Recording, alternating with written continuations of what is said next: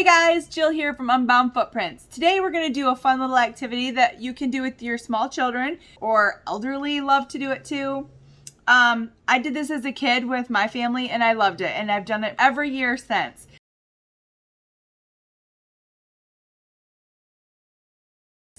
I've already pre-popped my popcorn.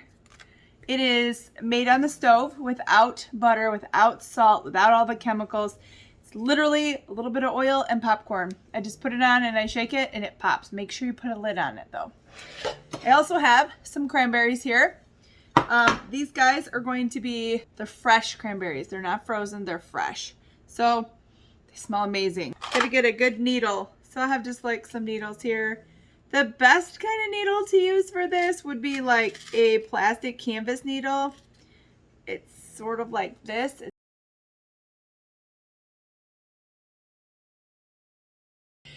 We're going to take some fishing line and we are going to make the coolest string of popcorn and cranberries to feed the wild birds.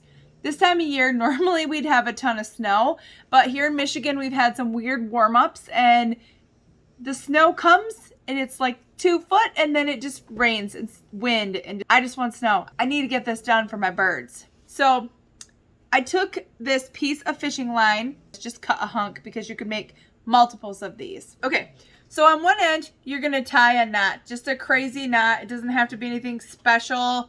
It's just a whole bunch of regular knots knotted together. So I literally took and I made a loop. I reached through and grabbed the piece and pulled. And I just made a whole bunch of those so that they're piled on top of each other so that you've got a nice end. On the other end, you're gonna take just a needle, your fishing line through the hole, and give yourself quite a bit of room, like a foot or so. And then you bring them together like this and you hold it because you're trying to thread something onto this. The reason we do the knot is so that when we take our first cranberry, and you can poke it any way you want, but I like to go long ways, poke it through, and it doesn't have to be perfect. The birds do not care. And then you just slide it on down. I like to set down my needle and slowly pull it through. Excuse the snoring if you can hear it. My dog is sound asleep next to us. Next, I'm going to take a big piece of popcorn and poke it through. You just have to be a little careful with popcorn because it'll break. This is day-old stale popcorn. I made it yesterday. The more stale it is, I would say tougher it is so that you can work with it. Be tough enough to not break when you do that. We've got 2 pieces so far. Yay! We're just going to keep going. And you can do 5 cranberries and 1 popcorn, or 1 popcorn and 5 cranberries, or whatever you want to do. This is all personal. I use this little tote thing to set my garland in because that way it kind of gives me a little straight shot right down to it. And if your cranberry has any juice, it will pee in the bucket and not all over you. For little kids, I would make it a very short chain because they're going to enjoy it, and you can do 50 little short ones if you want and tie them together with fishing line. It's just about the fun, the family festivity, and do something great for our wildlife. Super fun.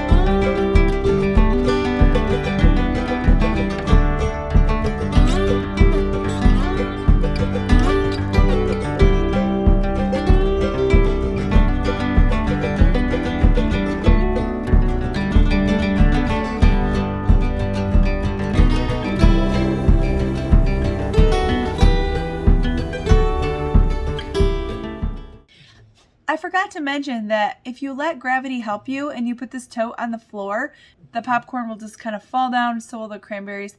It's very helpful, especially because then you don't have it just kind of sitting on the table. Somebody's elbow bumps it and it crushes all the popcorn.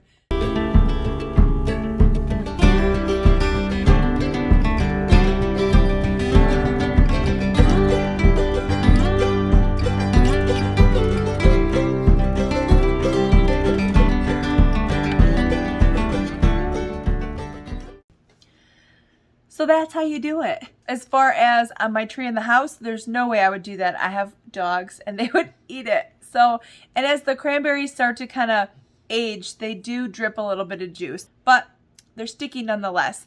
It is excellent for the birds. Until next time, I just want to give you one last thought. How you living?